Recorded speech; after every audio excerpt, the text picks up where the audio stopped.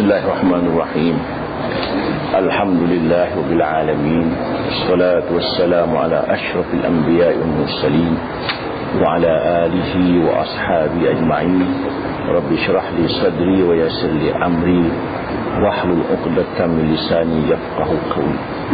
Subhanaka la ilma lana illa ma 'allamtana innaka antal alimul hakim. Muslimin dan muslimat yang dirahmati Allah, alhamdulillah pada malam ini kita dapat meneruskan kuliah kita dan ikut peraturannya kita akan menjelaskan kaifat zikir macam nak kemudian kan ini payah sikit nak hurai. Kita masuk bab selanjutnya. Ini lepas raya kita buat Al-Babus Sabi' sebelah je. Al-Babus Sabi' fi adabis sahbah atau suhbah wal muasyarah ma'al khaliq subhanahu wa ta'ala wa ma'al khalq.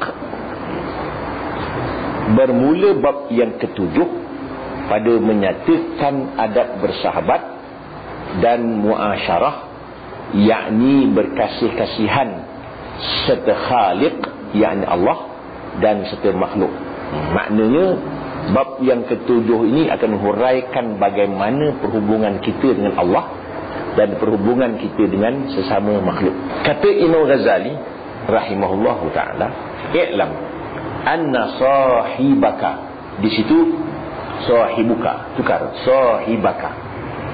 I'lam anna sahibaka alladhi la yufariquka fi hadarika wa safarika wa naumika wa yaqzatika bal fi hayatika wa mautika huwa rabbuka wa sayyiduka wa maulaka wa khaliquka wa mahma zakartahu fahuwa jalisuka id qala Allah ta'ala ana jalisu man zakarani. Maksudnya, ketahui olehmu bahawasanya taulanmu dan sahabatmu yang tiada bercerai akan dikau dalam hadirmu, yakni dalam negerimu, dan dalam safarmu, yang dalam pelayaranmu, dan dalam tidurmu, dan dalam jagamu, bahkan dalam hidupmu dan matimu itu, iaitu Tuhanmu dan penghulumu dan maulamu, dan yang menjadikan akan dikau dan manakala engkau sebut akan dia, maka iaitu seolah-olah duduk ia dengan dikau, dan firman-Nya, akulah seolah-olah duduk dengan orang yang menyebut akan daku.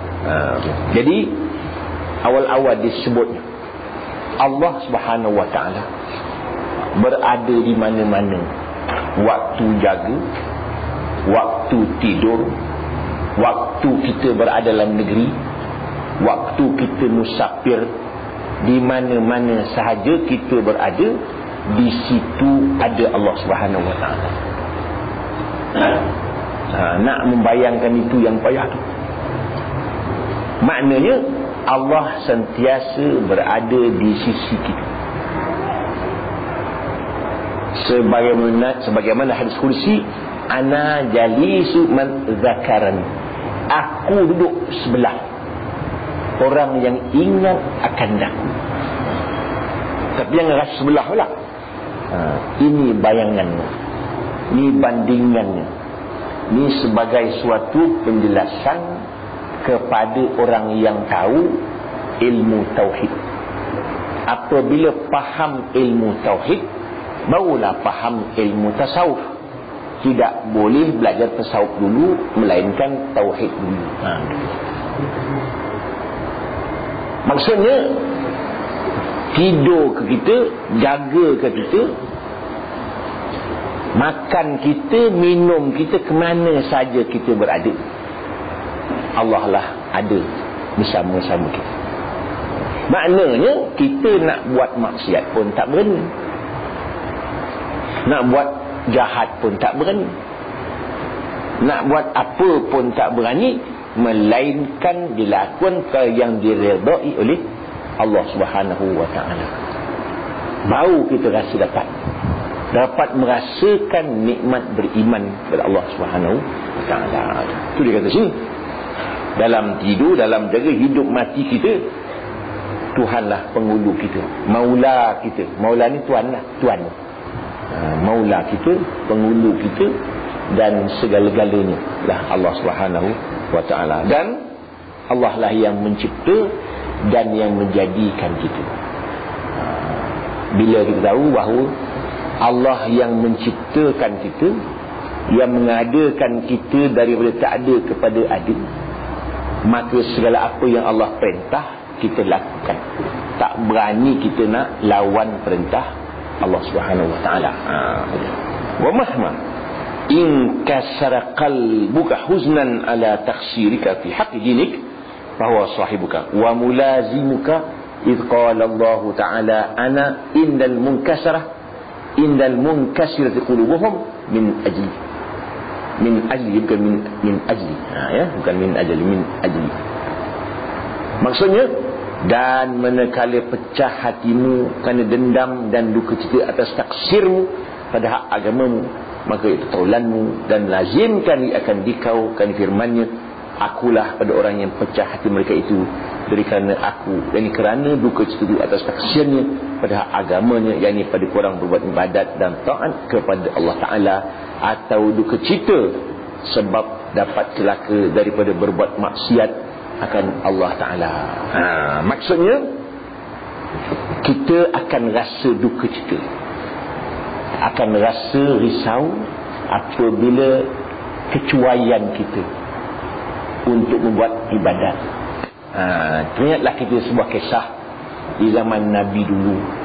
Ada seorang pemuda bertemu Rasulullah SAW. Ya Rasulullah, saya berjalan kaki selama 9 hari 9 malam, 5 hari 8 hari 8 malam, 5 hari tak tidur, 3 hari tak makan, berjalan untuk bertemu denganmu ya Rasulullah. 9 hari ke 8 hari itulah, untuk nak bertemu denganmu kerana nak meminta penjelasan 2 perkara. Bayangkan jalan kaki berhari-harian, 8 hari 8 malam jalan kaki, pergi balik dalam 16 hari, membawa 2 soalan saja. Orang dulu boleh buat, sekarang tak boleh. Sekarang tuan guru datang, dia pula lari. Dulu dia cari tuan guru, sekarang tuan guru cari anak murid. Nabi, apa soalanmu itu? Soalan saya Rasulullah ialah, siapakah yang Allah kasihi dan siapakah orang yang Allah tidak kasihi? 2 soalan, jalan kaki. Nabi tak jawab soalan dia. Engkau ni siapa nama? Nama saya Abul Khail ya Rasulullah. Namanya Abul Khail Khayalam. Nabi kata tak boleh nama ni. Khail maknanya kuda. Jadi Abul Khail bapa kuda. Tukar namamu Abul Khair. Abul Khair, khair kan kebajikan. Mana orang yang rajin buat kebajikan, tukar nama. Bagaimana keadaanmu sekarang? Keadaan saya sekarang, saya suka berbuat baik ya Rasulullah, dan saya suka orang lain berbuat baik, dan saya suka kalau kebaikan itu tersebar luas. Saya rindu kepada Allah kalau tak sempat berbuat baik, dan saya yakin amalan yang saya buat diterima oleh Allah. Kalau begitu engkau dikasihi oleh Allah. Cukuplah Rasulullah, biarlah kembali. Balik dia. 2 soalan, 1 jawapan, tanpa soal. Kita lah pula. Tengok dia punya contoh. Pertama, dia suka berbuat baik. Kadang-kadang kita pun suka buat baik. Yang kedua, dia suka orang lain berbuat baik. Kita pula suka buat baik, tak suka orang lain berbuat baik pula. Dia dengki pula. Yang ketiga, dia suka kebaikan itu semua orang buat. Ada pula orang tak suka. Bila ada ceramah kan baik, dia report agama tak bagi ceramah. Satu hal. Report agama pun datang sekat. Agama pun tak suka. Kan teruk kerja-kerjaan tu. Maknanya bila ada ceramah agama, dia sukalah. Dia pun tak suka, maka dia tahan ni pun ceramah. Macam di mana tak agama agak-agak lah. Mengajar bab tasawuf pun tak boleh, pasal cap lain.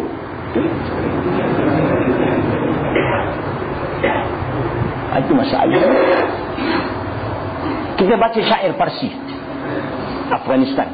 Apa dia kata? Tengoklah mutiara itu.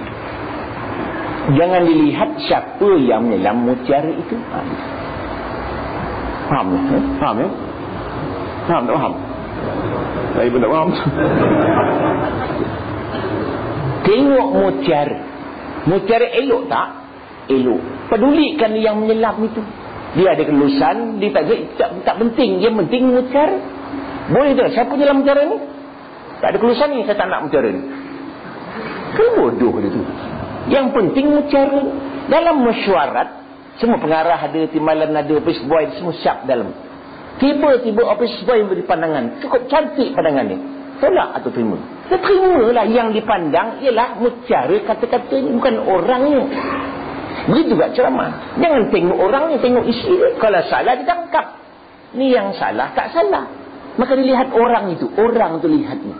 Itu yang silap. Bermakna ia tak sukakan kepada kebaikan. Itu masalah. Kita pula menanti orang yang tak suka kepada kebaikan. Tak cerah masa depan. Sekian dimaklumkan. Kemudian dia rindu kepada Allah. Kalau tidak sempat berbuat baik. Begitu. Maknanya malam tadi tak bangun tahajud dia. Rindu kepada Allah. Subuh-subuh tadi tak ke surau, tak ke masjid, dia main tahajud semayang. Jemaah, Allah menyesal tu, tak sedar ini. Penat betul. Sesal rasanya. Ada kelas pengajian tak sempat datang. Rindu rasanya. Kemana boleh sedap? Ada orang bawa tong derma pula tadi ni. Duit pula tak bawa. Rasa sedih tak bawa duit. Tak ada kata lalu tu, sebaik tak bawa duit. Itu ni rindu kepada Allah SWT. Dia rindu kalau tak sempat berbuat. Kita tengok, kita rindu tak rindu. Subuh-subuh tadi kita tak kesuar, kita tak suar, tak sembahyang jemaah ni. Sesal rasanya. Kan rugi. Maknanya kalau berjemaah tadi ni kan dapat berapa? 27 ya. Sembahyang di rumah. Walaupun dah kita sahab dulu kita baca dah. Sekiranya tak dapat ke masjid, sembahyang di rumah bersama isteri pun dapat juga. Isteri pula tak dapat, uzur pula. Tu kena kahwin dua tu.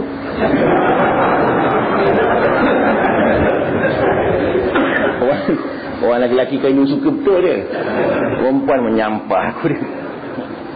Dah tak dapat sembahyang jemaah kan rugi. Macam berani.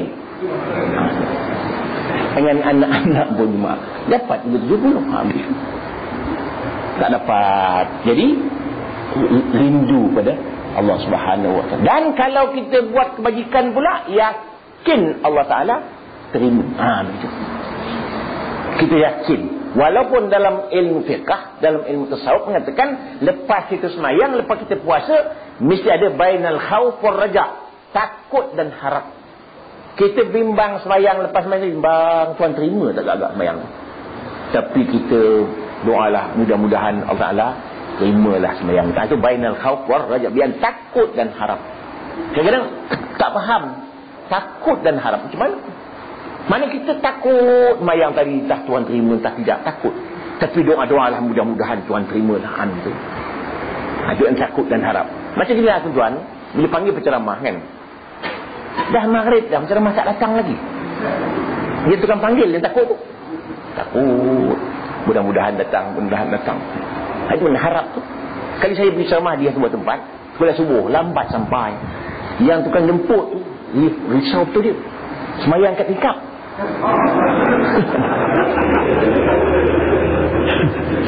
Ini cerita betul. Saya sampai, untuk saya sampai, dia tengah semayang tu. Begini dia.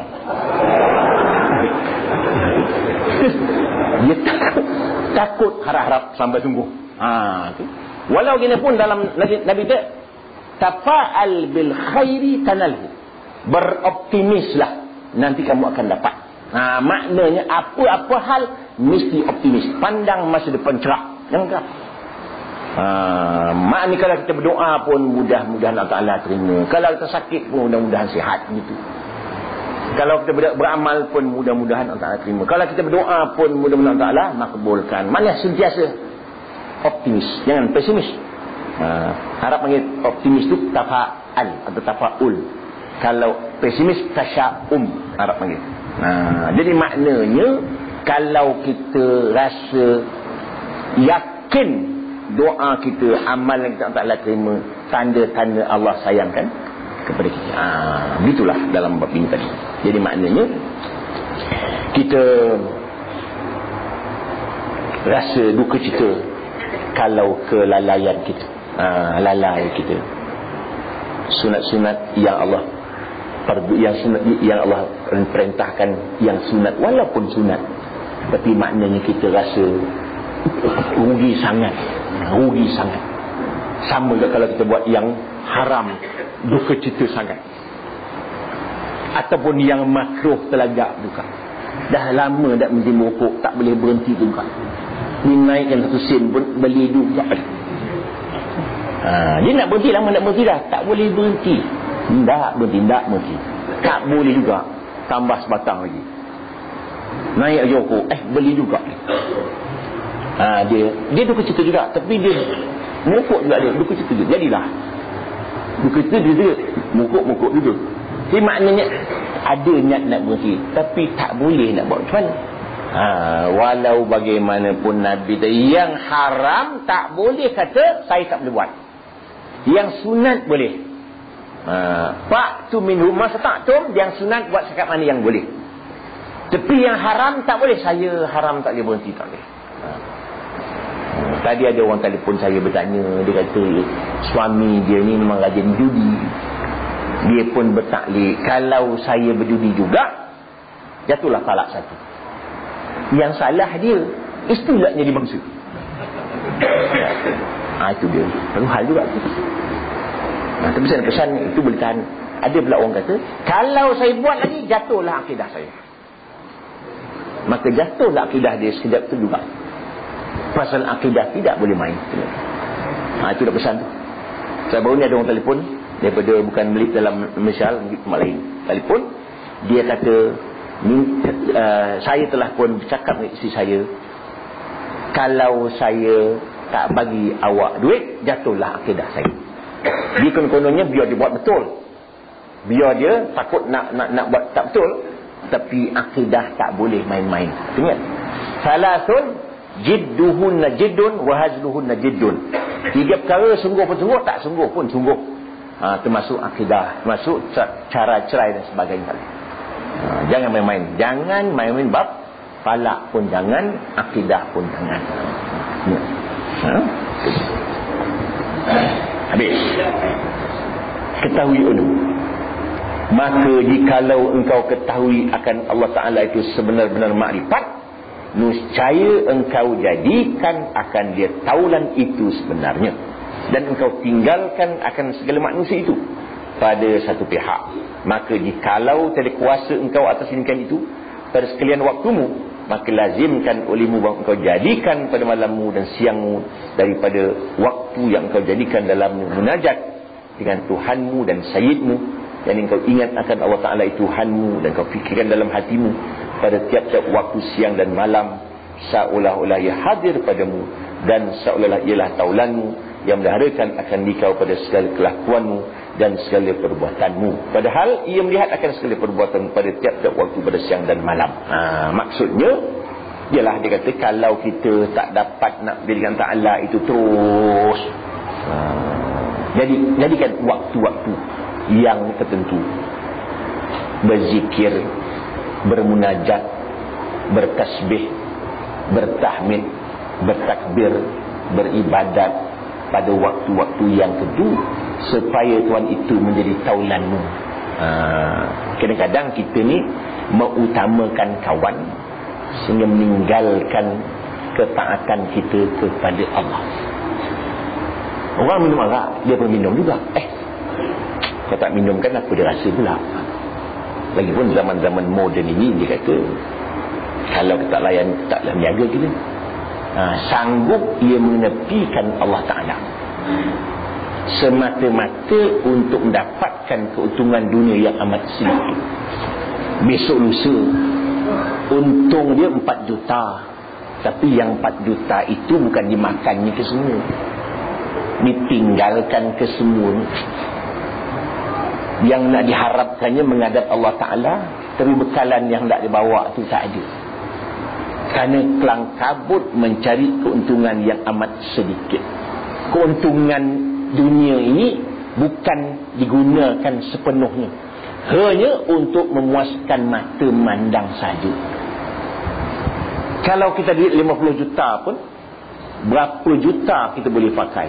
Makan berapa keping canai kita makan pagi-pagi. Baju pelai kita pakai. Untuk biji kita boleh pakai. Rumah bertingkat kita boleh duduk. Rumah sebesar-besar 20 bilik, balik besok kerja, rumah tetamu, tidur, bilik makan, bilik air, bilik tidur. Itu je. Lain takkan masuk ni. Adakah kita malam raun bilik ni? Kenapa? Kerana nafsu telah menipu.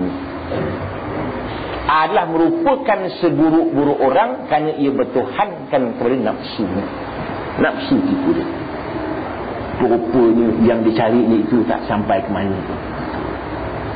Sibuklah ia siang malam untuk mencari sesuatu yang bakal tinggal, mencari sesuatu yang mesti tinggal, yang tak dibawa, tak ada persiapan. Balik kena penat. Semua isyak, alah penat. Tapi tengok televisyen tak penat ya.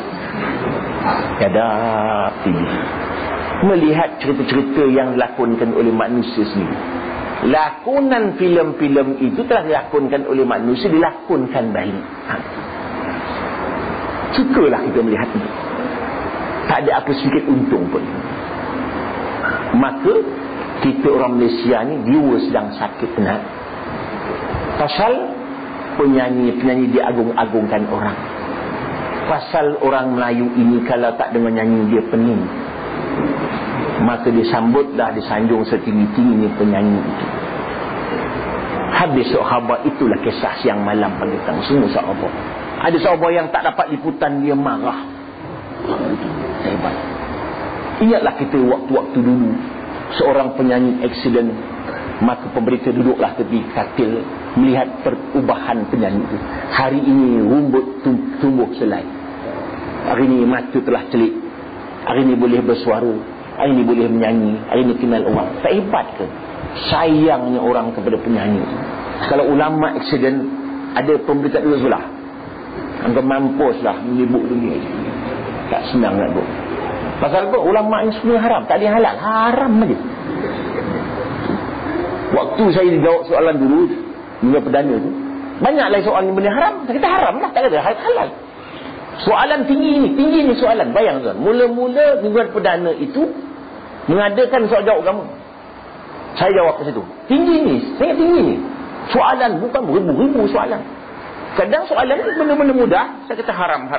Marah orang. Tulis surat, ustaz ni semua haram, tak ada yang halal, dia kata. Dia lah yang soal benda haram lah. Apa dia kata? Kalau semua haram, ustaz duduk hutan senang. Makan. Suruh saya duduk hutan. Begitu. Marah. Saya kata tunggu negara, tak boleh.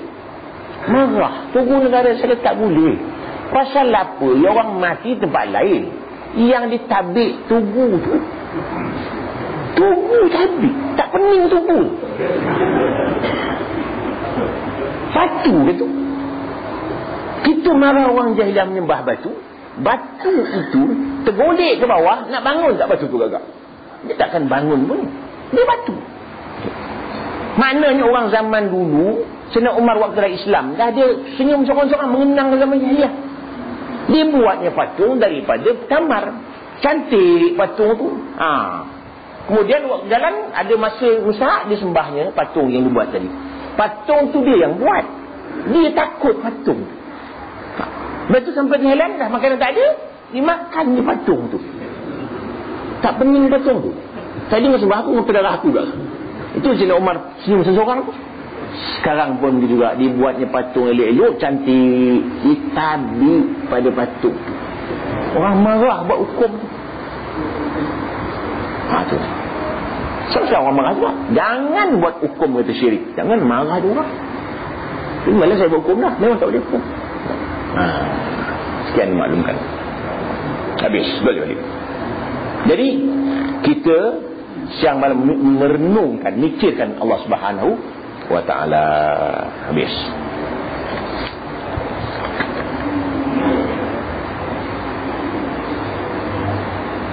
Seolah-olah ialah taulanmu yang meliharakan akan dikau pada segala kelakuanmu dan segala perbuatanmu, padahal ia melihat akan segala perbuatanmu itu pada tiap-tiap waktu, pada siang dan malam. Kita rasakan, bayangkan Allah sedang melihat apa yang kita buat. Betul lah dalam tu, Allah sedang melihat apa yang anda buat. Nak bayang itu payah tu. Nak bayangkan itu payah. Nak bayangkan malaikat tengok pun payah.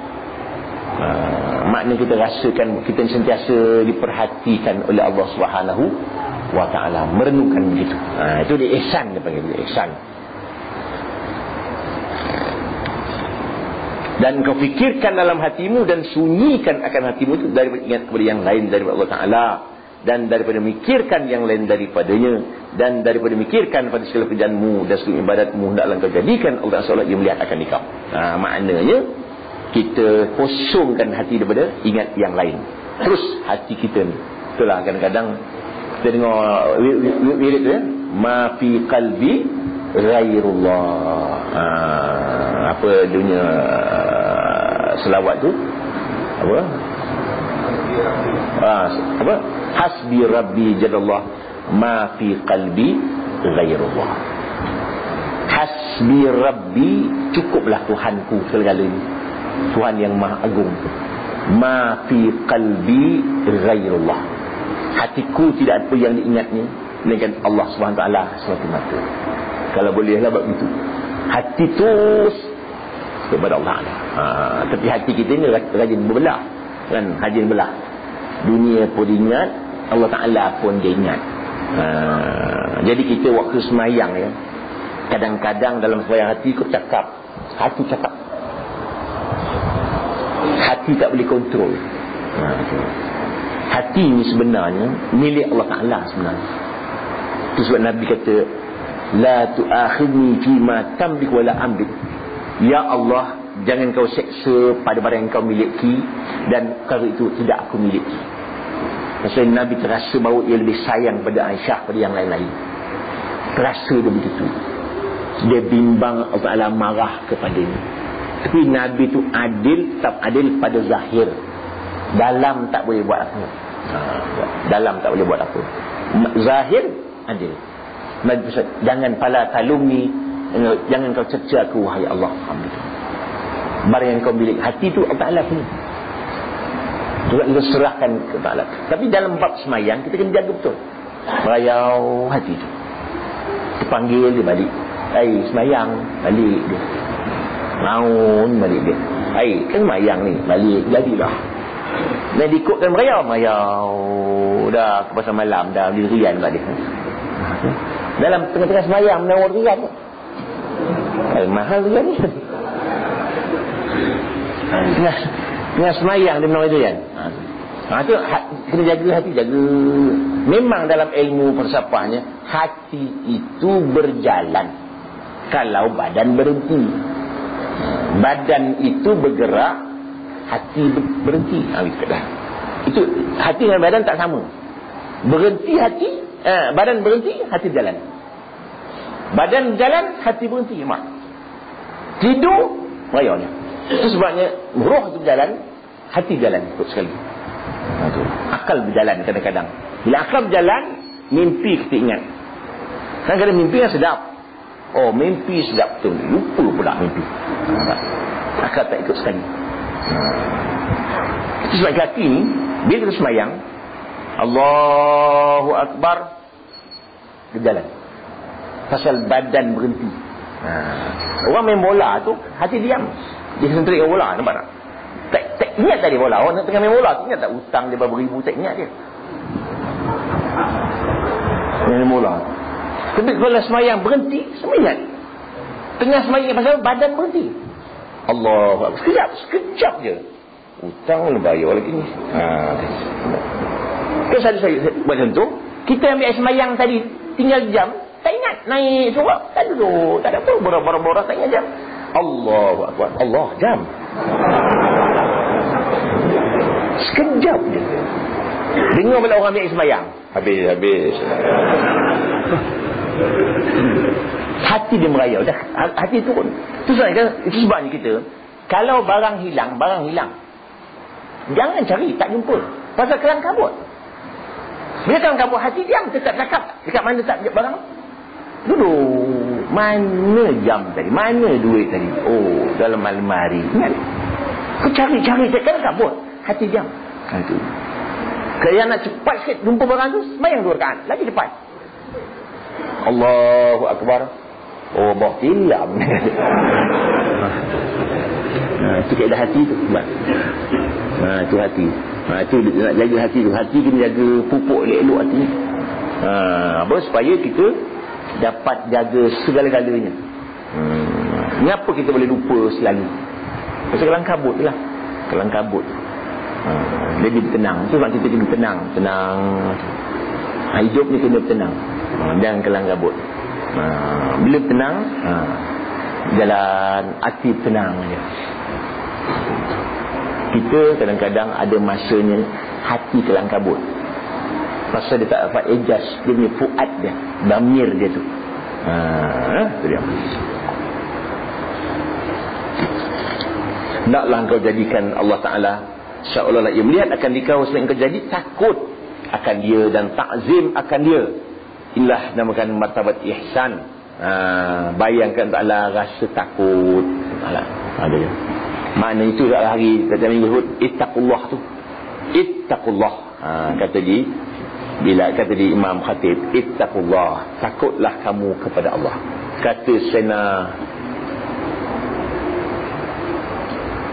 Umar bin Abdul Aziz, dia kata takwa ini, dia kata bukan hanya sekadar kita meninggalkan apa yang dilarang atau melaksanakan apa yang diperintah.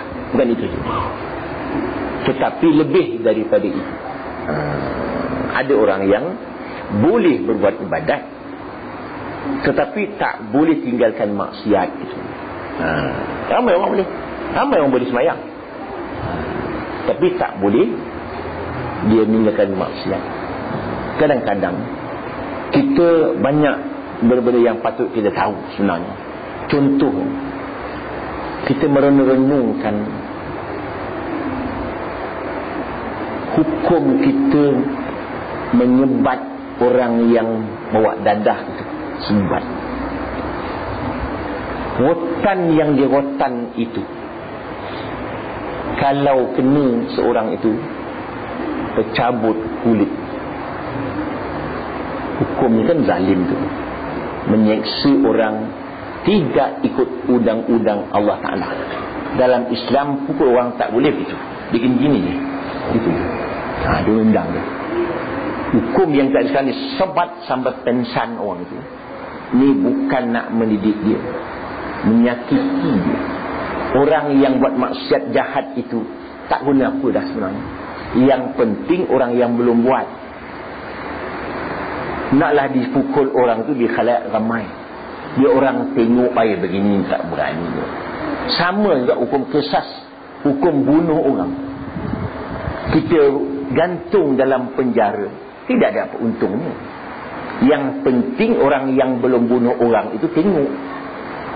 Itu sebab Allah berfirman, walakum fil qisas hayah.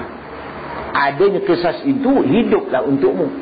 Man adanya bunuh balas itu, orang tengok, jangan main bunuh orang. Nak bunuh orang pun dia tak berani. Pasal dia dah tengok dah bagaimana orang itu dihukum bunuh, dipancung lehernya. Mengapa dia pancung leher orang itu dalam Islam? Supaya orang yang jahat itu bukan nak bagi dia seksa, tak. Supaya orang lain tengok, dan orang yang dihukum bunuh itu pun tak sempat rasa sakitnya mati itu. Begitu Islam. Islam tak mau orang yang bunuh orang itu terasa sakitnya mati itu. Dia pancung tak sempat sakit. Pasal kepala yang nak menterjemahkan sakit dah tak ada, dah putus. Siapa yang terima sakit itu? Kepala tak ada. Tetapi digantung lehernya, dia akan mati dan 7 saat hingga 45 minit. Dalam masa itulah. Kalau 7 saat tak mati, dia akan menanggung siksa. Tak kira sampai 45 minit tak mati, akan digantung lagi tu. Macam Kan zalim. Tapi cakap ni kan salah. Tak cakap lagi salah di padang mahsyar. Lagi susah. Di dunia ni pun susah, tapi susah sekadar susah. Di padang mahsyar lagi susah. Itu ingat tu. Itu nak pesan tuan-tuan tu. Jangan kita rasa kita ni rasa dah mengaji, ini masuk surga ni rasanya. Jangan.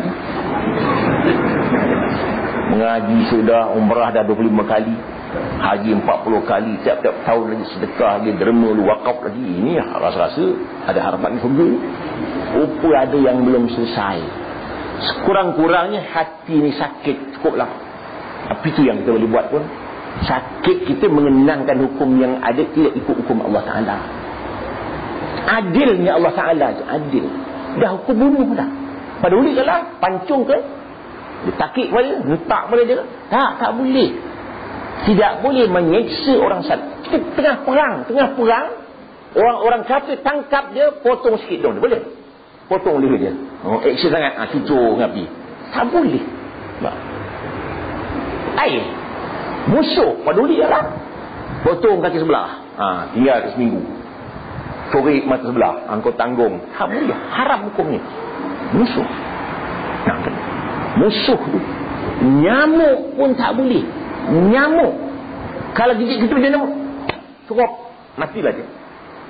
Jangan tangkap nyamuk. Rap. Ditangkap kaki nyamuk, diputus kakinya. Kita nyamuk tu. Kan haram tu. Nak menyembelih ayam pun mesti pisau yang sangat tajam. Dan mesti sunat potong 2 urat leher, sebab cepat mati ayam. Jangan dipotong dengan pisau yang tumpul. Jangan mengasah pisau di hadapan ayam itu. Ayam depan asah pisau. Ayam tengok mampu aku pegang. Itu pun ada undang-undang tak? Tak boleh. Tak boleh menyiksa itu. Itu kena ingat pesan. Walaupun itu kau tajuk sikit, nak pesankan, jangan senang, jangan kata rasa mati besok ni, harapan-harapan syurga ni ada ni. Terasa begitu. Kan rasa semayang dah kuat dah, apa lagi nak buat, apa lagi? Tak, belum selesai sebenarnya kita ni. Jangan senang. Kita mesti fikir banyak-banyak. Fikir besok daripada mahsyar, kalau tak ada soal kita nak jawab macam mana tu. Apa yang kau buat dalam dunia, apa itu buat.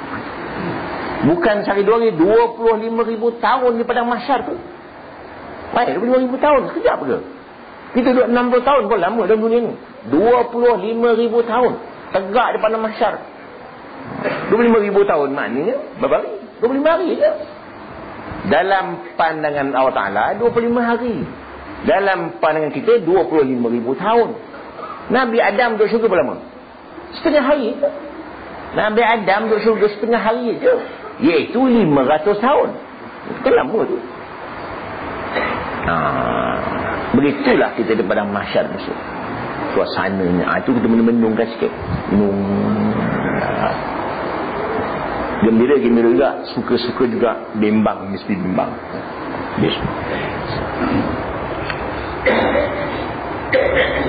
Yang tersebut dalam hadis Nabi sallallahu alaihi wasallam kala menanya Jibril ke Nabi, yang katanya mal ihsan, qala anta buda rabbak, anta buda, itu tak badan, anta buda rabbak ka'annaka tarah, fa in lam takun tarahu fa innahu yarah. Apakah ihsan itu ya Muhammad? Maka sabda baginda, baru ihsan itu buat engkau berbuat ibadat akan Tuhanmu seolah-olah engkau lihat akan dia. Maka jikalau tidak engkau lihat akan dia, maka bahawasanya ia melihat akan dikau. Dan dari kerana inilah sigianya engkau banyakkan akan zikir Allah Ta'ala pada segala waktumu itu. Sejermannya fazkurullah zikran kathira, sabbihuhu bukratan wa asila. Maka sebut olehmu akan Allah Ta'ala itu akan zikir yang banyak-banyak, dan mengucap tasbih kamu akan daripada pagi-pagi dan petang-petang. Maknanya di sini pesankan kita ni mendapat ihsan. Mendapat ihsan itu ialah kita beribadat seolah-olah kita nampak Allah Ta'ala. Nak bayangkan Allah Ta'ala depan kita tak boleh. Kita bayangkan Allah Ta'ala nampak pula, tengok pula kita. Itu mendapat ihsan. Dan kemudian dia kata, hendaklah kita menggunakan masa kita untuk bertasbih, berzikir. kepada Allah Ta'ala bertasbih pagi dan petang. Buat sikitlah. Pagi-pagi subuh-subuh lepas sembahyang subuh, zikir sikit, baca Quran sikit, bertasbih sikit. Sikit-sikit tak banyak. Tu bertasbih. Sabbih bismi rabbika al-a'la. Bertasbihlah dengan menyebut nama Tuhanmu yang sangat tinggi. Baca subhanallah walhamdulillah wala ilaha illallah wallahu akbar. Dalam bab yang dulu ni kita baca 10 kali. Subhanallah wa bihamdi subhanallahal azim 10 kali. Selawat 10 kali. La ilaha illallah wahdahu la syarikalah 10 kali umpamanya. Baca Quran sedikit. Quran kena baca. Quran jangan tinggal. Kita mesti baca Quran. Lepas baca Quran, kita menghayati Al-Quran itu. Tengok makna dia. Kata Imam Ghazali, biarlah lambat khatam Quran tak apa, kalau kita gunakan sedikit masa melihat makna, melihat makna Quran itu. Dan barulah kita dengar tafsiran Al-Quran. Baru pergi. Kalau tidak, Quran banyak orang jadikan Quran budaya membaca Quran. Di Johor budaya baca Quran, Melaka pun begitu. Baguslah, bagus, memang bagus. Tapi ada lagi yang bagus, tengok maknanya. Dan lagi bagus lagi, fahamkan tafsirannya. Lagi bagus, laksanakan isi kandungannya. Baru itu. Pasal orang kita Melayu, dia suka Quran ni untuk dapat pahala je. Pahala baca, pahala menghayati dia tak nak. Kan bulan Ramadan kan cari orang hafal Quran, nak jadi imam. Dia suka dengar Quran itu dibaca oleh imam. Imam pandai lagu pula, lagi dia suka. Isi dia tak suka. Itu kelebihan kita pula. Jangan huraikan isinya, marah ada orang. Dia peruntukkan negara wang juta-juta untuk mengajar fardu ain, kelas kafah, kelas fardu ain, mengajar muqaddam Quran. Memang bagus. Tapi lebih baik daripada itu lagi, iaitu menghayati isinya. Itu silap. Maka orang sayang orang hafal Quran, orang tak sayang orang yang huraikan Al-Quran itu. Dia marah orang yang hurai itu. Orang hafal, dia kata orang Quran ni masuk surga, boleh bawa surga peluang lagi. Dia lupa bahawa sungguhnya orang yang nak melaksanakan itu pun lebih hebat lagi sebenarnya. Ramai orang sayang orang hafal Quran. Pasal orang hafal Quran ni kena masuk kubur tak hancur. Dia lupa ulama yang nak berjuangkan Quran itu pun lebih hebat dari orang hafal Quran. Hafal saja. Hafal tip pun hafal. Tip pun hafal. Orang yang menghafal pun hafal. Sama aja kalau dia tak mengamalkan isi kandungan. Itu. Maka dia adakanlah pertandingan. Itu sajalah. Maka orang marah orang nak huraikan isi Al-Quran itu. Sekian maklum. Habis.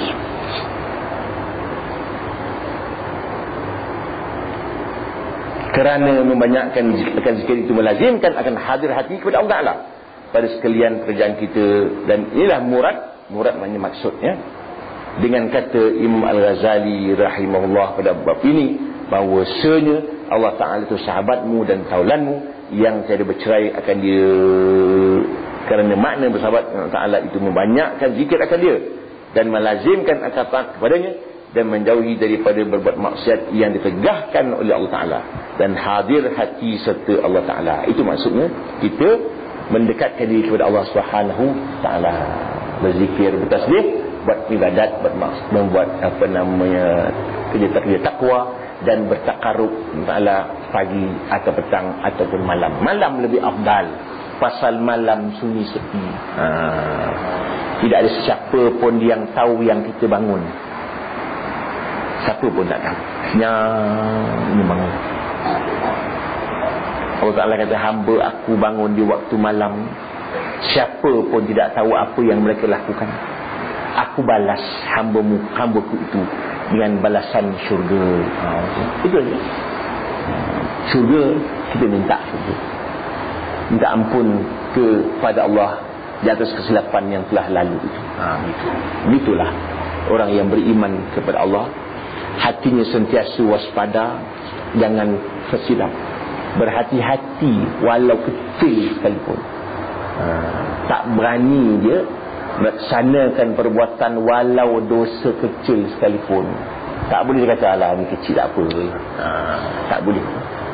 Mesti kita rasa, kalau kita boleh berhati-hati daripada menggunakan yang tidak halal, baru kita dah dekatlah kepada Allah Subhanahu Wa Taala. Tak boleh. Tak berani. Itu dia. Sikit pun kita jaga. Syahdan.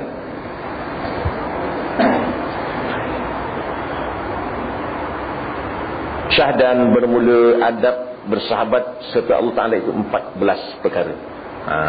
Adab kita bersahabat kepada Allah ada 14. Pertama, sentiasa menundukkan akan matamu serta khusyuk dan khuduk akan Allah Ta'ala. Maknanya kita merendah diri. Kalau semayang ada takhasyu'an, takhaddu'an, tadarru'an, tadallulan, tabazzulan, tamallukan. Itu peringkat semayang. Ya, takhasyu'an, betul-betul khusyuk betul. Kemudian takhaddu'an, rendah lagi. Tadarru'an, lagi rendah. Tadallulan, lagi hina. Tabazzulan, lagi hina dan taat dan patuh.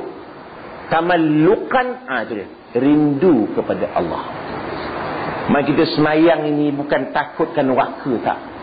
Bukan rindukan syurga, tak. Rindukan kepada Allah. Itu tahap tinggilah. Mana kerinduan itu? Ya, saya kata tadi, rindu kepada Allah. Kalau tak sempat, berbuat baik. Itu kaedahnya. Ingat boleh, takhasyu'an, takhaddu'an, tadarru'an, tadallulan, tabazzulan, tamallukan. Tamalluk, kerinduan yang sangat mendalam. Itu sebab kita lihat orang dulu-dulu bila solat, dia tak pandang ke kanan. Itu sama sekali adab bersahabat dengan Allah Ta'ala. Yang kedua, menghimpunkan akan himmah, yang himpunkan cita kepada Allah dan sentiasa tafakkur pada kebesaran Allah dan azamahnya, dan jangan banyak mikirkan akan yang dari Allah dari segala dunia dan kemuliaannya, dan sentiasa hadir hati kepada Allah Ta'ala. Maknanya kedua, merenungkan ciptaan Allah. Itu sebab orang-orang ahli sufi, dia tak nampak dunia ni. Kata Sahrawardi, ahli sufi, aku datang ke Mekah, aku nampak Kaabah. Tapi aku datang yang kali kedua, aku tak nampak Kaabah itu lagi. Yang aku nampak Allah Ta'ala saja. Pasal alam ni panggil mungkin wujud. Adanya alam ni macam tak ada. Tapi Allah Ta'ala tetap ada bila-bila masa tu. Dia tak nampak ada Kaabah tu. Kaabah itu makhluk. Dia nampaknya Allah Ta'ala. Itu orang tinggi dah. Kita tak boleh. Tak dapat kita tu. Jangan pergi Mekah. Saya balik Mekah pun sampai Mekah, tak ada Kaabah, tak ada yang nampak. Jangan. Orang kata ini nak gila lagi.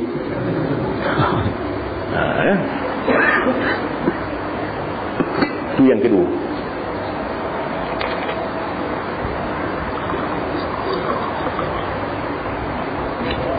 Bismillahirrahmanirrahim. Tiga,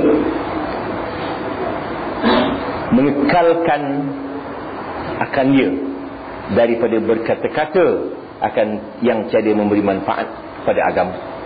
Dan sabda sallallahu alaihi wasallam, alaika bitulis sumt fa innahu matradatun lisyaitan. Lazimkan oleh kamu dengan melanjutkan diam, kerana bahawasanya diam itu menolakkan bagi syaitan. Bercakap yang tak memberi faedah, eloklah diam. Itu kadang-kadang ahli-ahli falsafah mengatakan diam itu orang kata bodoh. Dia lah orang kata bodoh pun. Bila kita mesyuarat, kita cakap diam. Tentulah orang kata diam, bodoh itu tak erti. Tiba-tiba kita cakap, confirm bodoh sungguh. Eloklah diam. Kan saya dah ceritakan dulu, Abu Yusuf mengajar di masjid, mengajar begitu. Tiba-tiba dia tak ada soalan. Siapa pun tak nanya. Ada sebelah dia orang diam, tak cakap. Kata Abu Yusuf, engkau ni diam saja, tanyalah soalan-soalan. Dia pun tanya. Dia punya ni pendiam, tak cakap. Tuan guru suruh tanya, dia pun tanya. Tuan, kalau kita berpuasa, bilakah kita kena berbuka? Tuan kata, bila masuk matahari, kenalah berbuka. Tuan, kalau matahari tak masuk-masuk, Tuan? Kan soalan belik-belik tu. Kalau matahari tak masuk, apa kata besok? Eloklah kau diam.